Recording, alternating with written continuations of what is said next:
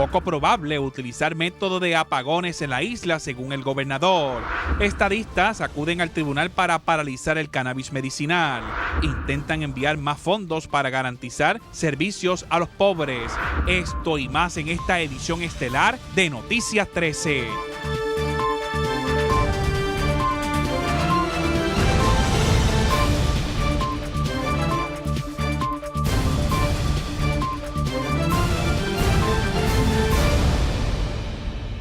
Gracias por estar con nosotros. Buenas noches. Bienvenidos a Noticias 13, su hora informativa. De inmediato a las noticias más destacadas. Poco probable que Puerto Rico tenga que utilizar el método de apagones preventivos ante la crisis en la Autoridad de Energía Eléctrica. Por lo menos así lo planteó el Ejecutivo. Veamos el informe. Noticia del día.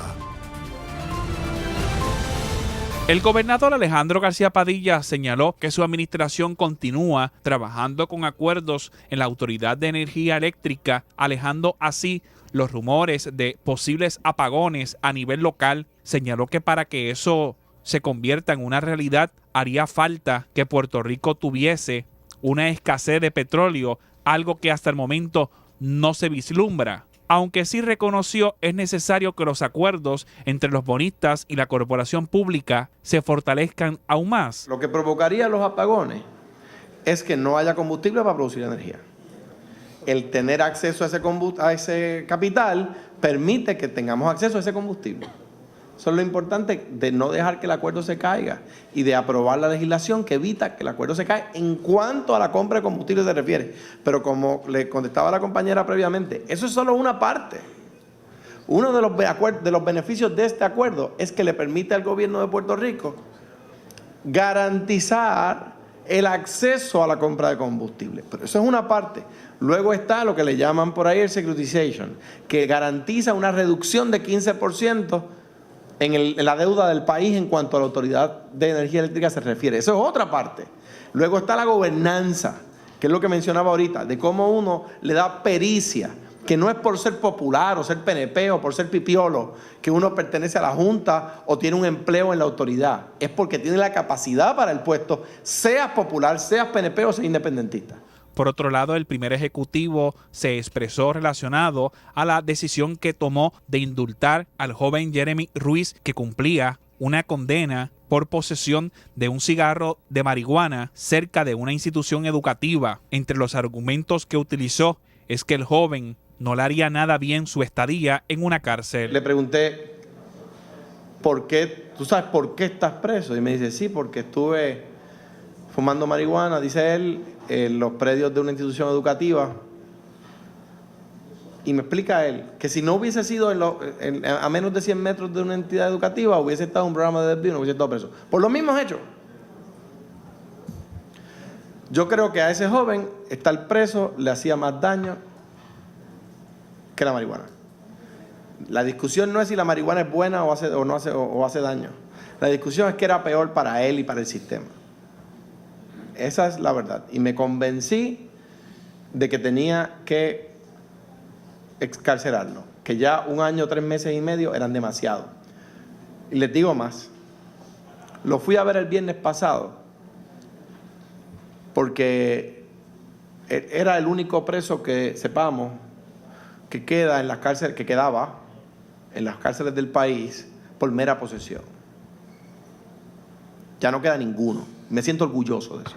Las expresiones del primer ejecutivo se dan en la inauguración del Hotel Hyatt en el Distrito de Convenciones de Puerto Rico, proyecto que ha generado unos 586 empleos directos. Nosotros enfocamos de que si le quitamos 5% de la economía florida, creceríamos 50%.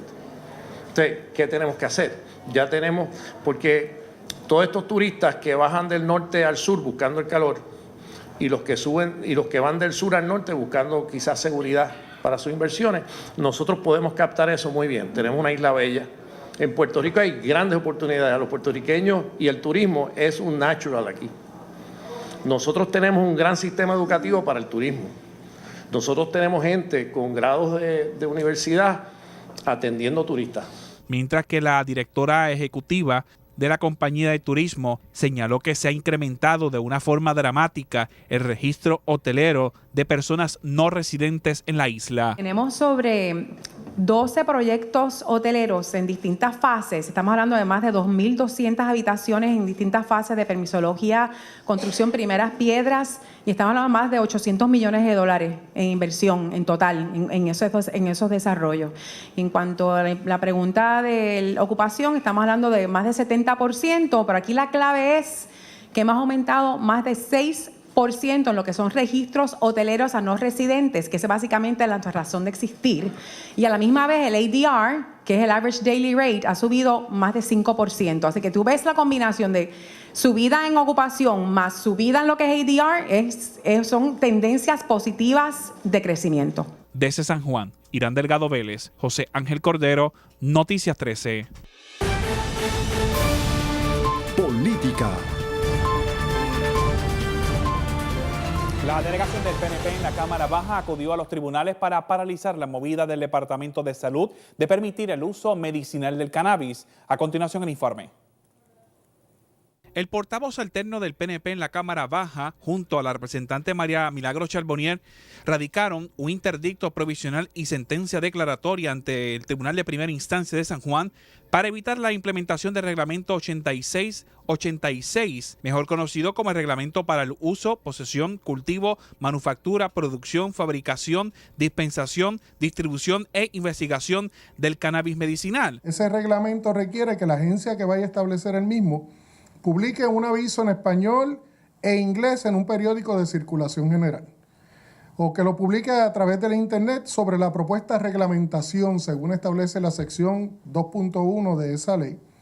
Y la agencia tiene que dar la oportunidad a la ciudadanía para comentar sobre el reglamento propuesto dentro de un término no menor de 30 días contados a partir de la publicación del aviso de la intención de reglamentación, según establece la sección 2.2 de la Ley de Procedimiento Administrativo Uniforme. Esto no ocurrió. Curiosamente, ese reglamento se radicó el día 29 de diciembre, durante medio del proceso navideño, donde mucha gente no está pendiente a lo que está ocurriendo en el país. Los legisladores no progresistas argumentaron en el escrito que el Departamento de Salud actuó de forma ilegal, pues no existe la autoridad en ley para crear dicho reglamento. Yo no tengo el beneficio ni el pueblo de Puerto Rico de saber si ese estudio documentado con base científica se ha hecho. A esos efectos, también el compañero Johnny Méndez y yo, en la segunda ocasión que le pedimos a la secretaria, en esta ocasión, ustedes tienen también la carta, se radicó una resolución, que es la resolución de la Cámara 1426, solicitándole a la Secretaría de Salud que en el término de 48 horas provea a estos legisladores, tanto al representante Johnny Méndez como a esta servidora, de toda esa evidencia científica, ¿verdad?, que debería tener ella en su poder para poder lograr la erradicación de este reglamento. Los líderes estadistas también anunciaron la erradicación de una resolución para evitar que el Departamento de Salud continúe con la implementación de este reglamento. Desde el Capitolio, Irán Delgado Vélez, José Ángel Cordero, Noticias 13. La representante del Partido Popular Democrático, Luisa Pitti Gándara, presentó el lunes una propuesta para aliviar la insuficiencia de fondos al plan de salud del gobierno. Un impuesto a las bebidas carbonatadas y otras con alto contenido de azúcar son algunas de las medidas que propuso el lunes a la Cámara la representante del Partido Popular Democrático, Luisa Pitti Gándara, para atajar la crisis que tiene el plan de salud del gobierno, que hasta la fecha de hoy está sin recursos para garantizar servicios a la población médico indigente y que tiene deudas millonarias con hospitales, laboratorios y otros proveedores de servicios de salud. Estoy sugiriendo que el 50% del recaudo de ese arbitrio a los refrescos y bebidas de alto contenido de azúcar vayan al plan de salud de gobierno. Esto representa que el pareo federal, que por cada dólar ellos dan 57% adicional, más que duplicaría los fondos y se convertirían esos 20 millones en 46 millones. Le estamos dando una seguridad de tener una fuente recurrente de esos fondos. Según Gándara, el otro 50% de los recaudos se usaría para el Fondo de Inversión para la Niñez Temprana, de manera que se pueda financiar y expandir programas dirigidos a esta población entre los 0 a 5 años. Por su parte, el director de la Administración de Seguros de Salud, Ricardo Rivera, indicó que esto ayudará a fortalecer las finanzas del plan de salud. Son reinvertidos en la salud de nuestros niños. Y eso, la mitad que va para el plan de salud del gobierno, ayuda a fortalecer las finanzas del plan de salud, a darle otra vía de fondos recurrentes, que a su vez es fundamental para la obtención de este financiamiento por parte de los inversionistas, porque mientras más fuentes de recaudo recurrentes sean que no conlleven o que no estén ligados a una asignación del Fondo General, más viable se hace el que obtengamos el financiamiento. Por último, la representante recalcó que otros de los beneficios del proyecto es que se espera atender la epidemia de obesidad infantil de la población puertorriqueña. Reportando desde San Juan para Noticias 13, Irán Delgado y Yarimar Marrero.